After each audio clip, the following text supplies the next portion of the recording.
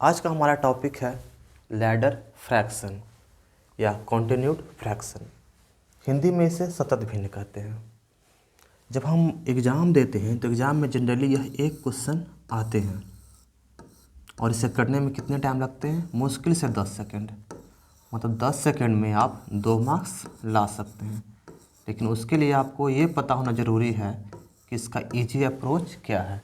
तो हम लोग जो है आज आराम से धीरे धीरे बढ़ते हुए इसकी जो ईजी जो अप्रोच है उसकी चर्चा करेंगे। चलिए हम स्टार्ट करते हैं बहुत ही सिंपल, बहुत ही लो लेवल के प्रश्न से। जैसे यहाँ पर एक प्रश्न है 1+2/3 जो कि आप क्लास 1, 2, 3 में आप पढ़े होंगे। अगर इस क्वेश्चन को आपको दे दिया जाए तो आप यूँ सॉल्व कर दीजिए कि भैया 3+2 होगा ऊपर में बाई 3 होगा, यानी कि 5/3 इसका आंसर हो जाएगा। लेकिन वही अगर एक क्लास 2, 3 के बच्चे को अगर ये वाला फ्रैक्शन दे दिया जाए तो थोड़ा देर के लिए वो सोचेगा, लेकिन आखिरकार वो सॉल्व कर देगा। अभी तक हमने क्या देखा कि मतलब इसका वैल्यू हम लोग के पास है, कितना है? 5/3। तो यहाँ पर रखते क्या होगा? 1 + 1/5/3। ये 3 क्या होगा? ऊपर चला जाएगा। हमें सॉल्व क्या करना पड़ेगा?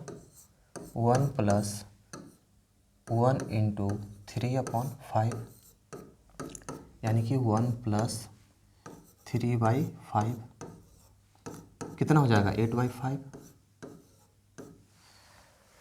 अब वही क्लास 2, 3 के बच्चे को हम ये वाला फ्रैक्शन दे देते हैं, वो थोड़ा सा उसको और ज़्यादा मुश्किल होगा सॉल्व करने में, होगा ना? लेकिन हम तो कर ही सकते हैं। अभी तक हमारे पास क्या है? इसका पूरा का वैल्यू मेरे पास है। इसका टोटल का वैल्यू कितना है? 8/5।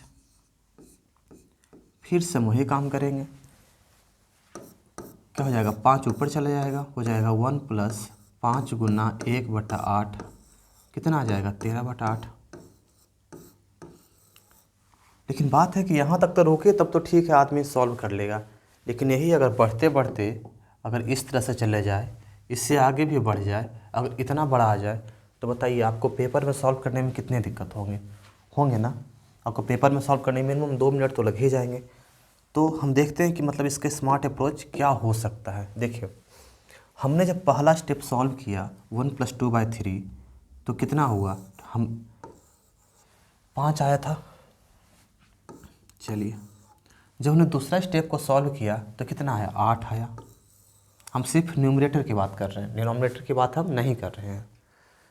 और उसके बाद जब हमने तीसरे फ्रैक्शन को सॉल्व किया तो कितना आया? 13 आया। कहाँ? न्यूमरेटर में। ये हो क्या रहा है? देखिए 2, 3 को जब ऐड किया कितना आ गया? 5 आ गया। 3, 5 को जब ऐड किया कितना आ गया? 8 आ गया। और 5, 8 को ऐड किया तो क्या हो गया? 13 आ गया। क्या आपको दिख रहा है कि यह कंटिन्यूअस क्या हो रहा है? टर्म जो है, कंटिन्यूअस टर्म जो है ऐड ऑन होते जा रहे हैं और बढ़ते जा रहे हैं। इसीलिए इसे कंटिन्यूड फ्रैक्शन भी कहते हैं, क्योंकि यह जो है देखिए एक कंटिन्यू वे में चल रहा है। 1 + 1 + 1 एक कंटिन्यूएशन है इसके फ्रैक्शन में। यहाँ भी देखिए कंटिन्यूएशन है। तो हमें क्या करना पड़ेगा ऐसे क्वेश्चन में? हम कुछ नहीं करेंगे, हम आराम से क्या करेंगे? सबसे पहले न्यूमरेटर को लिख लेंगे, उसके बाद डिनोमिनेटर को लिख लेंगे। उसके बाद क्या करेंगे? उसके अगले बार देखेंगे कि हाँ कितना बार का जोड़ है। देखिए यहाँ पर कितना है? 1 बार का है, एक ही बार 1 है ना, तो एक बार जोड़ेंगे कितना आ जाएगा? 5। तो बताइए यहाँ पर क्या आ जाएगा? 5/3, क्योंकि यहाँ पर हमने अभी बात की थी कि जो आएगा क्या आएगा? न्यूमरेटर आएगा। अगर यहाँ पर 2 रहता तो हम 2 स्टेप चल रहे होते, एक स्टेप तो हम लोग चल चुके, एक स्टेप और चलेंगे तो कितना हो जाएगा? 5, 3, 8। अब वैल्यू क्या हो जाएगा? 8/5। देखिए आ गया कि नहीं आ गया? अगर यहाँ देखिए 3 स्टेप चलना होगा ना, 1 स्टेप, 2 स्टेप, 3 स्टेप। जब 3 स्टेप चलना होगा तो यहाँ पर हमने 1 स्टेप, 2 स्टेप चल दिए, मतलब 1 स्टेप और चलना पड़ेगा एडिशन में। तो कितना आएगा? 8 और 5 13। कितना आ जाएगा? 13/8 हो जाएगा। और यही दोनों क्या सेम आ गया ना? मतलब अब हम आसानी से सॉल्व कर सकते हैं ना इस तरह के फ्रैक्शन को। इतना तो हमें नहीं करना पड़ेगा कि हाँ पहले इसको करें फिर इसको करें, मतलब बढ़ते चले जाएं। चलिए अगले क्वेश्चन पे। यहाँ देखिए वही काम कर लें क्या? सबसे पहले क्या करना होगा? हमें न्यूमरेटर लिखेंगे 2, उसके बाद डिनोमिनेटर, उसके बाद हम देखेंगे कि कितना स्टेप हमें चलना है। 1 step, 2 step, 3 step, 4 step. 1 step, 2 step, 3 step, 4 step. और सब बार क्या है, एडिशन है, तो हम ऐड करते चले जाएंगे। अगर हम ये दोनों को ऐड करें कितना आ जाएगा, 5। अगर हम ये दोनों को ऐड करेंगे कितना आ जाएगा, 8। अगर हम ये दोनों को ऐड करेंगे अगर, तो कितना आ जाएगा, 8 5 13। और अगर हम ये दोनों को ऐड करेंगे तो कितना आ जाएगा, 13 8 21। तो हमारा ओवरऑल जो इसका रिजल्ट क्या आ जाएगा, 21/13। बताइए कितना टाइम लगा, मुश्किल से 10 सेकंड लगा। जब हमें तो करें, हम बताने में थोड़ा टाइम लग रहा है क्योंकि हमें आपको समझाना है, लेकिन जब आप कॉपी पे करेंगे तो विश्वास कीजिए कि 10 सेकंड से ज़्यादा आपको नहीं लगना चाहिए, क्योंकि वो क्वेश्चन होते ही हैं कि आप 10 सेकंड में आप इसे सॉल्व कर लें। अगले क्वेश्चन पर चलते हैं। ये देखिए, ये और लंबा है, लेकिन अब तो हमें पता है ना कि हमें इस तरह के क्वेश्चन को किस तरह से डील करना है। सबसे पहले क्या लिखें, न्यूमरेटर लिखें, उसके बाद डिनोमिनेटर। उसका बाद हम देखेंगे कि हमें कितना स्टेप चलना है, 1 2 3 4 5 6 7। कितना चलना है, 7। 1 2 3 4 5 6 7। चलिए, 2 और 5 कितना हुआ, 7। 7 5 12, 12 7 19, 19 और 12 31, 31 और 19 50, 50 और 30 81, 81 और 50 131। और यह कहाँ आ रहा होगा बताइए, यह आ रहा होगा न्यूमरेटर में, यानी कि 131/81 मेरा आंसर हो जाएगा। चलिए अगले क्वेश्चन की ओर। यहाँ भी देखिए क्या करना होगा, पहले न्यूमरेटर लिखेंगे, उसके बाद हम डिनोमिनेटर लिखेंगे, फिर हम चेक करेंगे कि हमें कितना साइकिल चलना है। 1 2 3 4 5 6। कितना, 1 2 3 4 5 6। 3 और 5 कितना हो जाएगा, 8। 8 5 13, 13 8 21, 21 13 34, 34 21 55, 55 और 34 कितना हो जाएगा, 5 4 9 3 2 8। मतलब 89/55 मेरा आंसर हो जाएगा। ठीक है, अभी तक हमने किससे सॉल्व किया, अभी तक हमने सॉल्व किया है प्लस वाले सीरीज को। अब हम थोड़े माइनस वाले सीरीज की बात कर लेते हैं। हम फिर से वही काम करेंगे, क्लास 1 2 3 4 के जो बच्चे होते हैं उनके वाले काम करेंगे, फिर धीरे धीरे बढ़ते बढ़ते हम लोग ग्रेजुएट वाले काम करने लगेंगे। अब देखिए, इसे हम अगर क्लास 2 3 के बच्चे को दे दें तो सॉल्व कर देगा ना, कि 3 - 2/3 हो जाएगा, तो कितना हो जाएगा, 1/3 हो जाएगा। अगर ये क्वेश्चन अगर हम इससे दें तो थोड़ा सा उसे दिक्कत होगी, लेकिन सॉल्व तो कर ही लेगा। और हम लोग जानते हैं कि इसका वैल्यू क्या है, 1/3 है, तो हम लोग तो पुट कर देंगे, क्योंकि हम लोग भैया ग्रेजुएट वाले आदमी हैं। हम लोग यहाँ से वैल्यू निकालेंगे, यहाँ पे पुट कर देंगे। देखिए क्या होगा, 1 - 1/1/3। अब 3 ऊपर चला जाएगा, क्या हो जाएगा, 1 - 3 यानी कि -2 हो जाएगा। अब हमें अगर इसे सॉल्व करना पड़ेगा तो हम फिर से जानते हैं कि भैया हमारे पास इसका वैल्यू तो ऊपर से है ही है, तो यहाँ पर वैल्यू रखते हैं, क्या है ऊपर वैल्यू इसका, -2।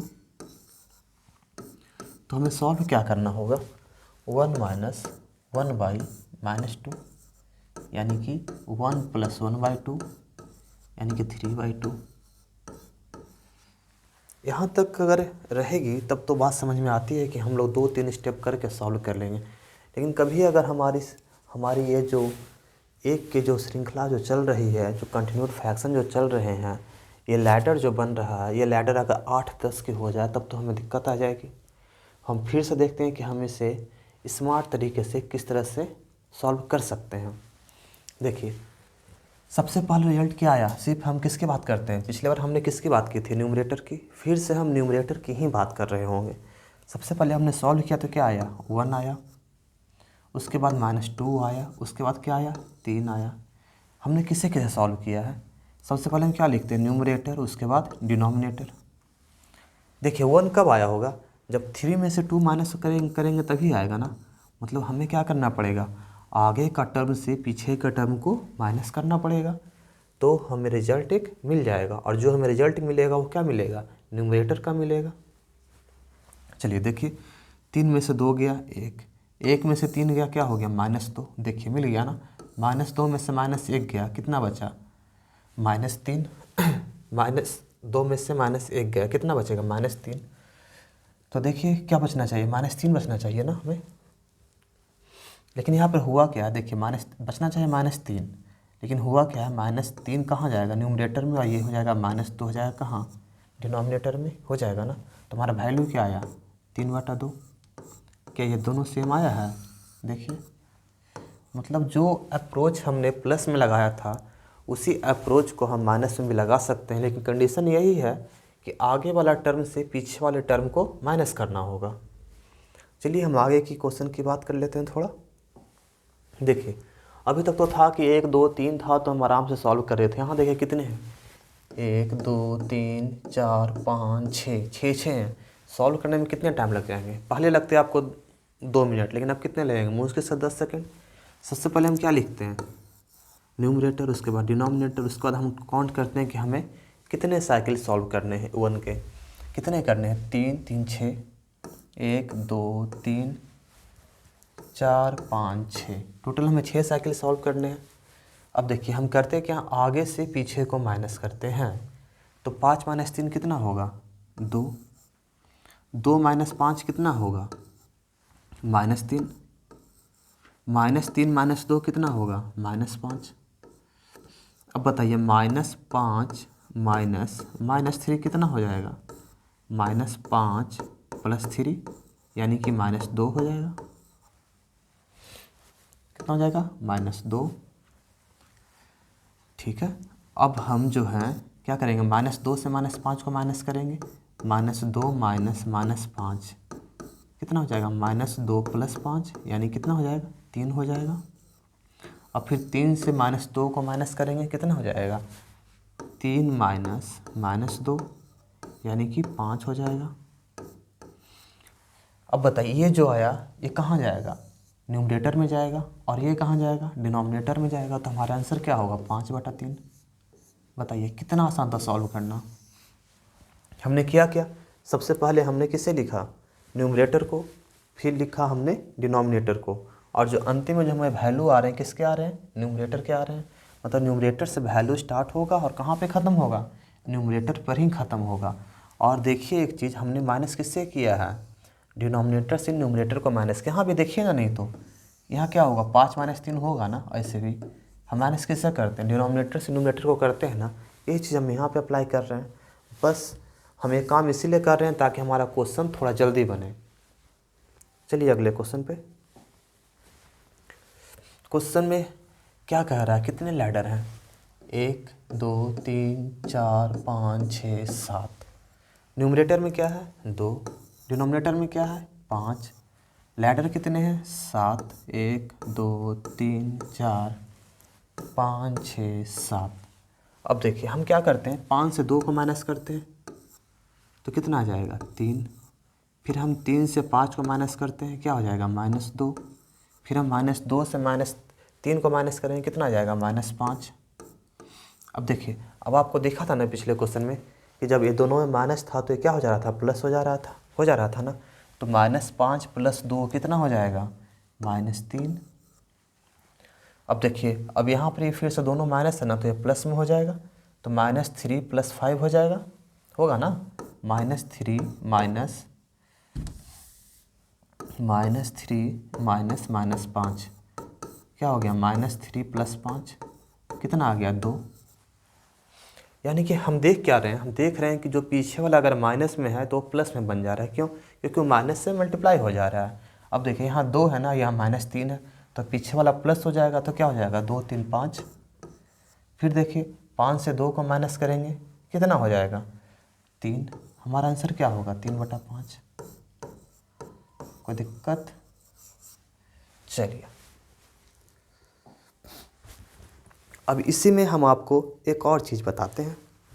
थोड़ा सा बैक लेते हैं क्वेश्चंस को, हमने कहाँ तक सॉल्व किया था।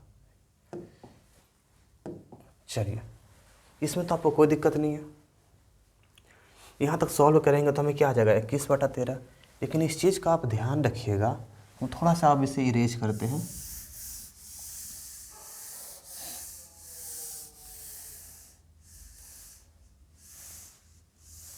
अगर इन केस यहाँ पर 1 प्लस नहीं होता तो क्या होता? देखिए, अगर यहाँ पर 1 प्लस नहीं होता तो क्या होता, बस हम इतनी सी चर्चा करेंगे। देखिए, अगर 1 प्लस नहीं होता तो हमें कितने लैडर जाने होते? 1 2 3, कितने? 1 2 3। हमें यहाँ तो जाना नहीं होता, नहीं ना जाना होता, तो हमारा आंसर क्या हो रहा होता? बताइए, आंसर क्या हो रहा होता? 13/8 यही हो रहा होता ना, ये ना हो रहा होता। देखिए कितना लैडर, 1 2 3, मतलब 3 स्टेप हमें चलना है, चल दिए 3 स्टेप। 3 स्टेप में कितना आया? 13, और ये क्या बनेगा मेरा? न्यूमरेटर। 8 क्या बनेगा? डिनोमिनेटर। ठीक है, अब देखिए अब हुआ क्या है, 1/13/8 हो गया है, यही हो गया ना, क्योंकि हमें तो इसका वैल्यू मिला है ना 13/8। देखिए इसका वैल्यू क्या मिला हमें? 13/8। तो हमारा जो एक्चुअल आंसर क्या हो जाएगा? 8/13 हो जाएगा ना, 8 ऊपर चला जाएगा। मतलब हमें क्वेश्चन करते समय यह ध्यान रखना है कि भैया अंतिम तक है या नहीं है। अगर अंतिम से थोड़ा पहले छूट गया है तो फिर हम क्या करेंगे, जो हमारे आंसर आएंगे हम उसे क्या करेंगे? रट लेंगे, तो हमारा आंसर हो जाएगा। चलिए अगले क्वेश्चन पे चलिए। उसी तरह से अगर यहाँ पर अगर 1 प्लस नहीं होता तो क्या होता हमारा आंसर? तो यहाँ पर ये भी नहीं होता, एक स्टेप तो और यहाँ पे कम था। हमारा यहाँ पर आंसर क्या होना चाहिए था? 81/50 होना चाहिए था ना। लेकिन दिक्कत है कि 1/, में है। देखिए यहाँ तक का वैल्यू क्या आया हमको? 81/50 आया है ना। लेकिन बात है कि यहाँ इसके बाद क्या है? 1/81/50 है, तो क्या हो जाएगा? 50/81 मेरा आंसर हो जाएगा। यही काम हमारा माइनस में भी होगा। देखिए अगर यहाँ पर 1 माइनस नहीं होता तो हमारा लास्ट स्टेप गायब हो जाता, गायब हो जाता ना, तो हमारा आंसर क्या होता? 3/-2 यानी -3/2। लेकिन दिक्कत यह है कि हमें तो इसकी वैल्यू पता हो गई ना, कितना? 1/, -3/2। अब क्या हो जाएगा? 2 ऊपर चला जाएगा, क्या होगा आंसर? -2/3। यही हमारा आंसर हो जाएगा। मतलब ध्यान रखेंगे हम किस चीज़ का? हम ध्यान रखेंगे कि अंतिम वाले स्टेप में है सेम प्रोसेस करना है या नहीं जाना है। अगर उसमें अगर सेम स्टेप नहीं करना होगा तो हमारा आंसर क्या होगा? पलट जाएगा। इसका ध्यान रखेंगे आप। यहाँ पर भी आप देख लीजिए, अगर यहाँ पर अगर 1 माइनस नहीं होता तो क्या होता? लास्ट स्टेप नहीं होता, आंसर क्या होता? 5/2। लेकिन बात है कि 1 बटा में जाएगा, इसीलिए आंसर क्या हो जाएगा? 2/5। This will be your answer.